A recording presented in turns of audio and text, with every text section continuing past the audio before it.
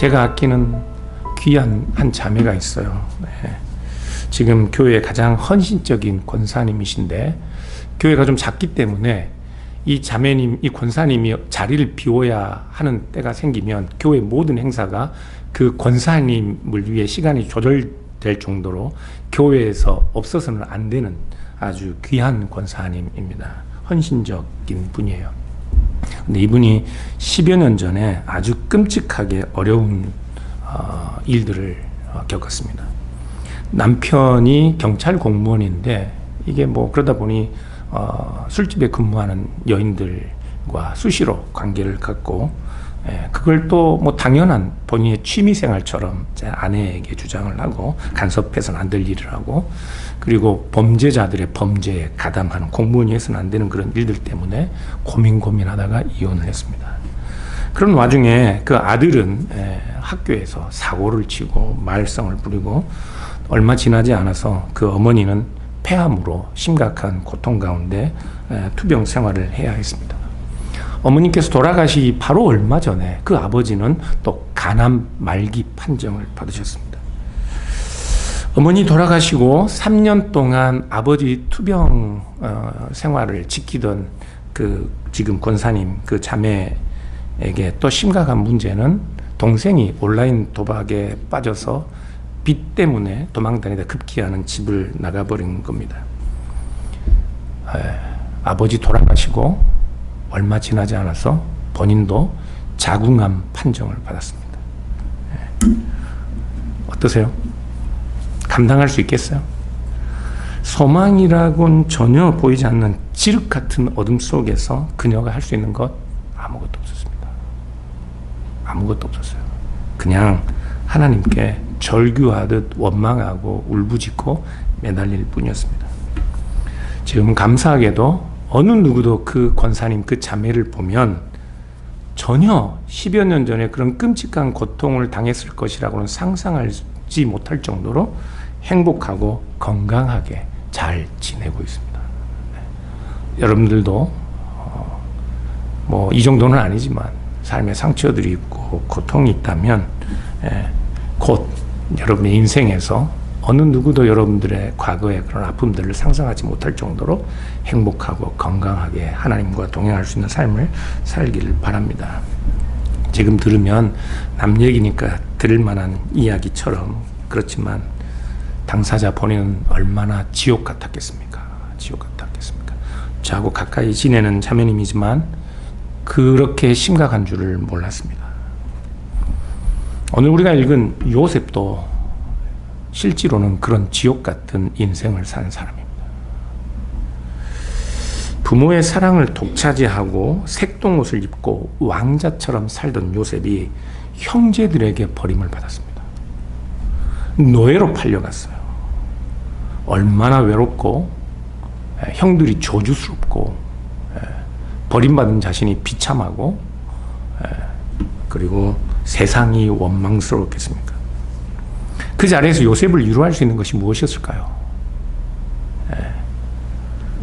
창세기 39장 2절을 보시면 여호와께서 요셉과 함께 하심으로 그가 형통한 자가 되어 그의 주인 애굽 사람의 집에 있으니 그의 주인이 여호와께서 그와 함께 하심을 보며 또 여호와께서 그의 범사에 형통하게 하심을 보았더라. 본인은 지옥 같은 시간이었지만 하나님은 그와 함께 하시고 그에게 형통함을 주셨습니다. 노예 생활을 하고 모든 세상이 원망스러울 것 같은 삶의 자리에서 그에게 유일한 위로, 유일한 힘은 하나님의 함께 하셨음입니다. 그러나 곧이어 또 심각한 문제에 봉착합니다. 보디발의 아내의 유혹을 뿌리쳤더니 결국은 그 일로 인해서 요셉은 저 왕들에게 모반을 일으킨 사람들이나 갇힐 심각한 중범죄자들의 옥에 갇히게 됩니다. 언제 죽을지 모르는 상황입니다. 그러나 그때도 하나님은 함께 계셨습니다. 발이 쇠사슬과 착고에 매여 상하게 되고 온몸이 쇠사슬에 얽혀 있었지만 그러나 그럼에도 불구하고 하나님은 그때 그와 함께 하셨습니다. 그래서 20절에 요셉의 주인이 그를 잡아 옥에 가두니 그 옥은 왕의 죄수를 가두는 곳이었더라. 요셉이 옥에 갇혔으나 여호와께서 요셉과 함께 하시고 그에게 인자를 더하사 간수장에게 은혜를 받게 하시매. 옥에 갇혀 있어요. 옥에 갇혀 있어요. 형통함이라고 말할 수 없는 겁니다. 그러나 옥에 갇혀 있는 요셉에게도 하나님은 함께 하셨습니다. 요셉은 지금 지옥을 살고 있어요. 지옥을 살고 있어요. 그러나 하나님은 그 지옥에서도 요셉과 함께 하시고 요셉에게 인자하심을 더하고 계신 겁니다. 그런데 여러분, 좀 생각을 달리 해볼까요? 하나님께서 요셉에게 이렇게 인자하심을 베푸시고 사랑을 더하실 수 있다면 왜 요셉을 그런 지옥 같은 곳에 보내셔야 한다? 왜 요셉은 그런 고통을 당해야 하는 거죠? 왜 우리는 하나님께서 우리를 사랑하시고 마지막까지 영광스러운 하나님의 자녀들의 자리에 세우실 것이 분명하다고 믿는데 왜 우리의 삶은 이렇게 고달프고 이해할 수 없는 여러 가지 문제들이. 사실 그 요셉은 애굽에 팔려가지 않을 수 있었습니다. 왜냐하면 제일 맏형 루벤이 요셉을 죽이지 않고 살려서 아버지께로 다시 데려가려고 생각을 하고 있었기 때문에 그래요. 창세기 37장 성경책을 가지고 계신 분들 보시면 21절, 22절 한번 보시죠. 루벤이 듣고 요셉을 그들의 손에서 구원하려 하여 이르되 우리가 그의 생명은 해치지 말자. 루벤이 또 그들에게 이르되 피를 흘리지 말라. 그를 광야 그 구덩이에 던지고 손을 그에게 대지 말라 하니 이는 그가 요셉을 그들의 손에서 구출하여 그의 아버지에게로 돌려보내려 함이었더라. 그냥 겁만 주려고 한 거예요. 그렇게 심각한 상황이 아닐 수도 있었습니다. 그런데 루벤이 잠시 자리를 비운 사이에 하필 그때 그곳을 지나가는 이스마엘 상인들이 있었던 거예요. 그러니까 루벤의 속 생각을 모르는 형제들이 요셉을 죽이려고 논의하던 형제들 중에 이제는 유다가 형제들에게 이렇게 말하죠. 37장 26절 이하를 보면 유다가 자기 형제에게 이르되 우리가 우리 동생을 죽이고 그의 피를 덮어둔들 무엇이 유익할까? 자, 그를 이스마엘 사람들에게 팔고 그에게 우리 손을 대지 말자. 그는 우리의 동생이요 우리의 혈육이니라 하며 그의 형제들이 그 말을 들었더라. 그러니까 요셉은 죽임을 당할 상황이 아니었어요. 루벤도 유다도. 또 단지 요셉은 그냥 형들에게 혼쭐이 날 그런 상황일 수 있었는데 루벤이 돌아오면 집으로 데리고 가려고 형제들을 설득할 그런 참이었는데 그때 하필 이스마엘 상인들이 애굽으로 내려가는 그 길목에 그들이 있었던 겁니다. 그래서 요셉은 갑자기 애굽의 노예로 팔려가게 된 것이죠.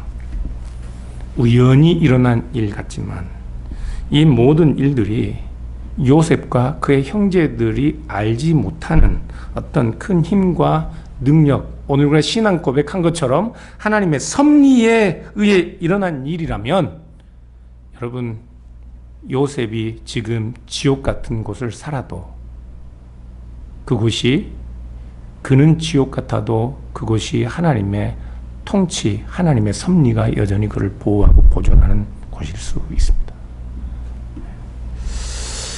오늘 우리가 읽은 신앙 고백의 내용을 여러분들 주보를 보고 한번 좀 다시 보시죠. 신앙 고백, 하나님의 섭리에 관하여. 여러분들이 신앙 고백할 때 이 문구들을 좀 자세히 읽었으면 좋겠는데요. 웨스트민스터 신앙 고백 5장의 섭리에 대하여 이렇게 요약하고 있죠. 지극히 지혜로우시고 의로우시고 은혜로우신 하나님은 자기 자녀들을 이전의 죄로 인하여 징계하시거나 그들의 마음에 감추어진 부패와 가식의 강력함을 그들로 하여금 발견하시도록 하기 위해서 또한 그들을 겸손하도록 하기 위해서 흔한 경우에 잠시 동안 여러 가지 시험과 그들 마음의 부패에 내버려 두신다. 허용하신다. 그리고 하나님 자신에게 더욱 친밀하고 지속적으로 후원에 대하여 의존하도록, 하나님에 대하여 의존하도록 그들을 일으켜 세워주기 위해서 그렇게 하시며, 장래의 죄를 지을 모든 계기를 대비하여 그들이 더욱 경계하도록 하시기 위해서 그렇게 하시고, 여러 가지 공의롭고 거룩한 다른 목적을 위하여 그렇게 하신다. 하나님의 섭리는 모든 피조물에게 일반적으로 영향을 끼치는 동시에 지극히 특별한 방식으로 그의 교회를 보살피며 그에 대하여 모든 것으로 선을 이루신다. 하나님께서 섭리하셨다면, 요셉에게 꿈을 주신 하나님이 그 요셉의 형제들의 시기심을 이용하시고 그들에게 요셉을 버릴 것을 하나님이 허용하시고 그들의 악을 허용하시고, 그리고 또한 하나님이 이스마엘 상인들이 지나가던 길목에서 요셉이 구덩이에 던져지는 것을 허용하셨다면, 그리고 애굽에 팔려가는 것을 하나님이 허락하셨다면, 비록 요셉은 지옥 같은 애굽에서도 하나님은 그와 동행하셨을 것이 분명합니다. 요셉과 그의 형제들이 알지 못하는 하나님의 섭리가 있었다면 지옥에서도 하나님은 같이 있었을 거라고요. 그래서 애굽에서 바로의 친위대장 보디발의 집에 있을 때도 요셉은 지옥 같은 곳에 갔지만 하나님은 그곳에서 요셉과 함께 하셨고, 지하 깊은 옥에 갇혀서 언제 죽을지 모르는 그런 심각한 상황에서도 하나님은 그와 함께 하셔서 그 자리에서 요셉을 형통케 하셨습니다. 하나님이 요셉을 따라 애굽에 같이 가신 거예요. 지옥 같은 삶의 자리에도 하나님은 같이 계셨습니다. 믿으세요? 시편 139편은 이렇게 노래해요. 시편 139편 7절 8절을 보시면, 내가 주의 영을 떠나 어디로 가며 주의 앞에서 어디로 피하리까? 내가 하늘에 올라갈지라도 거기 계시며, 그리고요 스올에 내려가 자리를 펼지라도 하나님은 거기 계십니다. 하늘에만 하나님이 계신 것 같고, 여러분이 천국을 사는 것 같을 때만 하나님이 거기 같이 계신 게 아니에요. 여러분이 지옥 같은 시간들을 보내도, 지옥 같은 우리 삶의 자리에 자리를 펼지라도 하나님이 거기에 같이 계십니다. 그래서 시인은 139편 6절을 보면, 이 지식이 내게 너무 기이하니, 이 지식이 내게 너무 기이하니 높아서 내가 능히 미치지 못하나이다, 그렇게 말씀합니다. 하나님께서 지옥 같은 곳까지 따라오셔서 그 자리에서 우리와 함께 계시는 모든 일이 형통할 때만 하나님이 같이 계신 것이 아니라, 우리를 하나님이 저 지옥 같은 곳의 삶의 자리에 내려가게 하시는 그 하나님의 허용하심 안에 있는 하나님의 섭리도, 이 일이 너무 기이하니 우리의 생각이 그 하나님의 높으신 뜻에 미치지 못합니다. 그렇게 고백하고 있어요. 요셉의 이야기는, 그 요셉의 이야기들 모든 끝에 하나님의 거룩하신 뜻, 우리는 다 알지 못하는 하나님의 높으신 뜻과 생각이 있었다는 것을 우리에게 보여주고 있습니다. 시편 77편을 보시면 압이라는 시인의 다른 시가 나오는데요. 그는 아주 심각하고 절망스러운 상황에 빠져 있었습니다. 그래서 그 환난 가운데서 낮에도 하나님을 찾고 밤에도 손을 내리지 않고 기도했다고 노래하고 있어요. 근데 하나님께서 그 능하신 팔로 자신을 과거에 건지시고 위로하셨던 일들을 기억하면 오히려 지금 너무 불안하고 더 두려운 거예요. 왜냐하면 지금 자신을 돌봐 주시지 않는 그 하나님 때문에 하나님이 자기 자신을 영원히 버리신 것 같고, 이제는 더 이상 자신에게 인자하심을 베푸시지 않고 은혜를 베푸시지 않을 것 같아서, 더 이상 하나님이 나를 불쌍하게 바라보시지 않는 것 같아서, 이 상황에서 결코 벗어날 수 없을 것 같아서 오히려 하나님의 능하신 팔을 생각할 때 그 마음이 더 두렵고 근심이 더 심해지는 겁니다. 그런 시편 177편 10절을 보시면, 금세 자신의 생각을 바꿉니다. 그리고 하는 말이 이런 생각은 나의 잘못입니다. I am totally wrong about this because I am infirmity. 내가 견고하지 않기 때문입니다. 하나님에 관한 나의 신앙이. 내가 견고하지 않기 때문에, 내가 하나님에 대한 나의 믿음이 부족하기 때문에 하나님이 나를 영원히 버리신 건 아닌지, 아니면 하나님의 인자하심이 나에 대하여 이제는 바닥난 것 아닌지, 더 이상 하나님이 나에게 그 사랑과 인자하심을 베푸지 않으실 것은 아닌지 내가 의심하였습니다. 내가 잘못되었습니다. 그렇게 고백하는 겁니다. 하나님은 결코 그러실 수 없습니다. 왜냐하면 하나님께서 애초에 우리 안에 선한 일을 시작하신 분이, 애초에 우리를 불러 하나님을 알게 하시는 분이 하나님 자신이기 때문에 그렇습니다. 그래서 시인은 하나님께서 과거에 자기를 구원하셨던 그 일을 다시 기억하고 기억하겠습니다. 하나님 앞에 다짐합니다. 하나님께서 지금 이 지옥 같은 시간에도 나를 버리지 않았음이 분명하기 때문에 내 이 험하고 힘든 시간들이 지나면 다시 하나님의 은혜를 누리게 될 줄로 내가 기대하고 기억하겠습니다. 기억하겠습니다. 그렇게 다짐하고 있다고요. 여러분, 마치 달라스에 장마가 생긴 것 같아요. 어떻게 달라스에 장마가 있을 수 있어요? 요즘 장마철이 시작된 것 같아요. 그렇죠? 저기 아시아 동남아 지역에만 있는 장마가 텍사스까지 온 것 같아요. 비가 많이 내릴 때는 해가 보이는 법이 없습니다. 그러나 깜깜한 먹구름이 끼어 있어도 여러분, 그 위에는 해가 떠 있어요. 해가 떠 있다고요. 저는 아침에 새벽에 눈을 뜨면 항상 시간을 가늠하기 위해 창 너머를 봅니다. 달이 있는지를 봐요. 버릇처럼 그래요. 내가 자고 있을 때도, 내가 인식하지 못했을 때도 이 밤을 밝혔던 달은 여전히 저기 있었어요. 그런데 요즘 아침에 일어나서 달을 잘 못 봤어요. 달이 안 보여요. 그런데 여기에서 보이지 않는 달은 금세 저기 덴튼이나 어느 지역만 가도 비가 내리지 않는 곳엔 여전히 그 어둠을 밝히고 있는 거예요.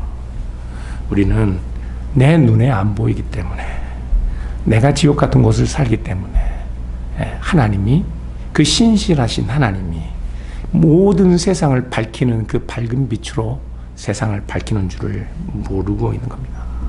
그래서 기억하고 기억하겠습니다. 시인은 다짐하고 노래했던 거예요. 나는 여러분, 우리는 다 모릅니다. 다 몰라요.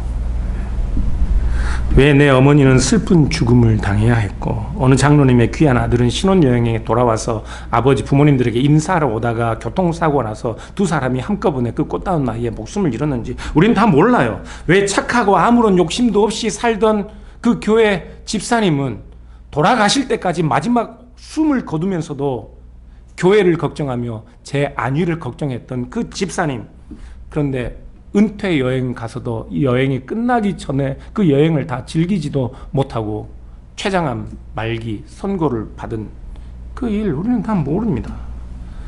왜 어머니도 암으로 죽고 아버지도 암으로 죽는데 동생은 집을 나가고 자기 몸에까지, 몸의 한 일부를 떼어내지 않으면 안 되는 그 심각한 지경에 처해야 했는지, 우리 삶을 돌아보면 내가 왜 여기 이 자리에서, 때로는 왜 눈물을 흘리고 있는지, 왜 이런 모함을 받고 있는지, 왜 이런 대우를 받고 있는지 모릅니다. 모르는 하나님의 뜻이 있어요. 하나님께서 허용하시는 일들이 있다고요. 비가 내린다고 천둥이 치고 온 세상이 깜깜하다고 하나님이 안 계시고 일하시지 않는 게 아니라고요. 해는 떠 있고 달은 있단 말이에요.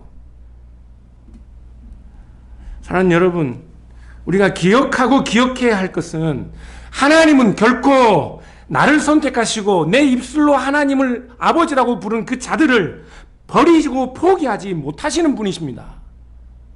우리를 버리고 포기하실 분이라면 애초에 우리를 불러 하나님의 이름을 부르게 하시지도 않으셨을 거예요. 왜냐하면 하나님이 우리를 그의 자녀 삼기 위해 어떤 희생을 치르셨습니까? 어떤 희생?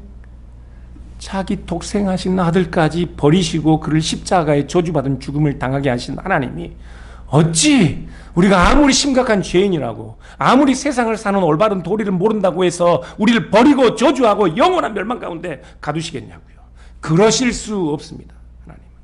그래서 시인은 다시 그 하나님의 구원에 능하신 팔로 일하셨던 일들을 내가 기억하고 기억하겠습니다. 노래하는 것이라고요. 사랑하는 여러분, 로마서 8장에서 바울은 우리를 향한 이 하나님의 사랑, 자기 독생하신 아들까지 내어주신 그 하나님의 지극한 사랑에서 과연 무엇이 우리를 끊어낼 수 있겠느냐 질문합니다. 환난이나 곤고나 박해나 기근이나 적신이나 위험이나 칼이라도 죽음이라도 우리를 향한 그리스도의 사랑에서 끊어낼 수 있는 것은 아무것도 없습니다. 아무것도 없어요.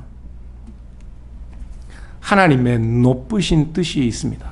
높으신 뜻, 우리의 생각이 미치지 못하는 높으신 뜻. 오늘 성경 본문을 보시면 하나님의 높으신 뜻, 저 흙구름 위에 떠있는 태양의 그 높은 생각, 그것을 알 수 있습니다.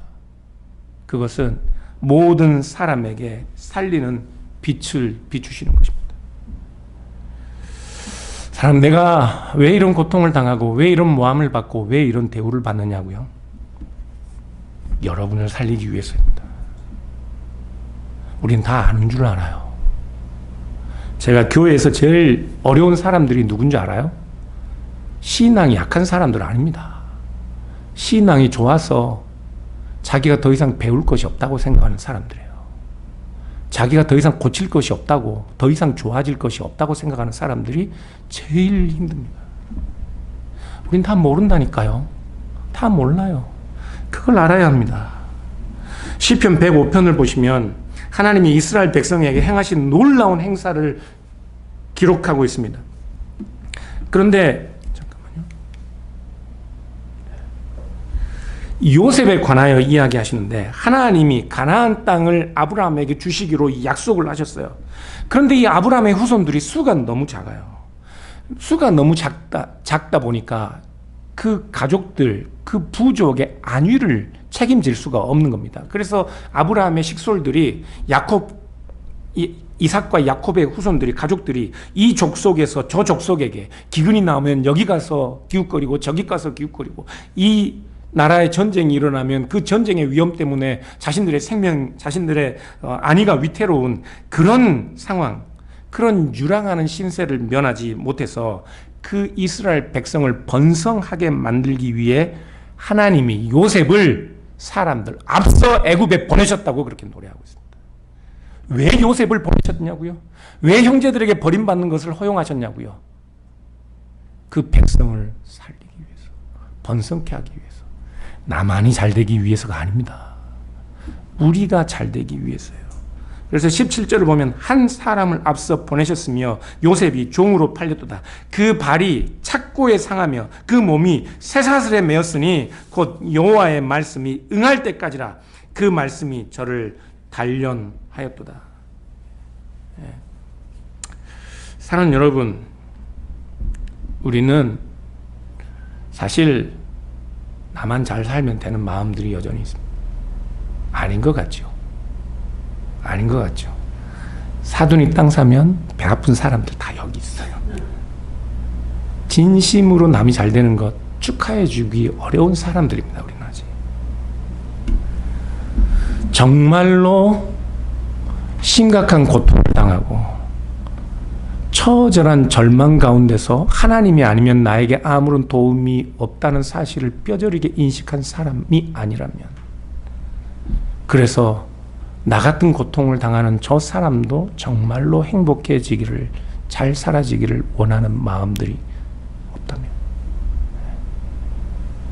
하나님은 우리를 고치셔야 그 백성을 번성케 하고 교회를 든든히 세우고 그 나라를 든든히 세울 수 있는 것 아닙니까? 나 혼자만 잘 살기를 원한다니까요. 어쩔 수 없어요. 우린 아담의 후손이기 때문에 그렇습니다. 예. 그런데 여러분, 저는 진심으로 여러분들이 잘 되기를 바랍니다. 진심입니다.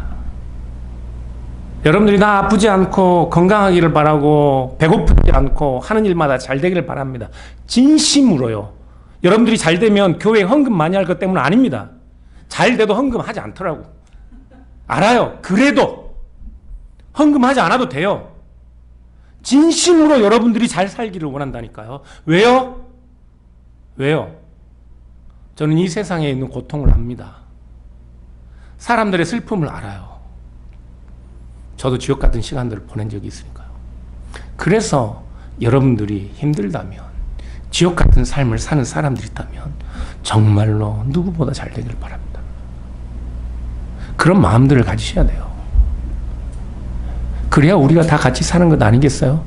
그래야 하나님이 우리에게 고통을 허용하신 그 하나님의 높으신 뜻이, 마치 요셉이 그 발이 착고에 상하고 그 몸에 쇠사슬이 매어도 그 말씀이 그를 연단하고 단련하여 마지막 날 요셉이 그 형제들을 만나도 자기 힘으로, 자기 뜻으로, 자기가 세상의 주관자이기 때문에 자기에게 악을 행한 그 형제들에게 안갚음하는 존재가 아니라 자기에게 꿈을 주신 그 하나님의 뜻, 그 말씀이 성취되는 그 일을 보며 모든 사람들이 함께 사는 그 하나님의 통치를 실현하는 자리에 설 수 있는 것 아니겠습니까?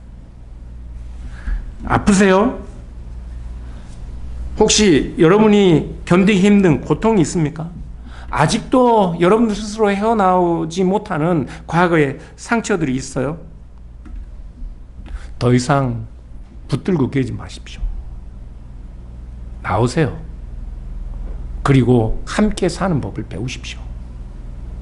하나님이 함께 살게 하기 위해서 여러분의 그 고통과 아픔과 상처 때문에 저 형제가 위로받고, 저 형제가 양식을 얻고, 저 가족들이 번성하고 그 하나님의 나라와 교회가 든든하게 서가도록 하기 위하여 여러분들이 알지 못하는 그 높으신 뜻으로 여러분들에게 아픔과 상처, 외로움, 것들을 허용하신 것입니다.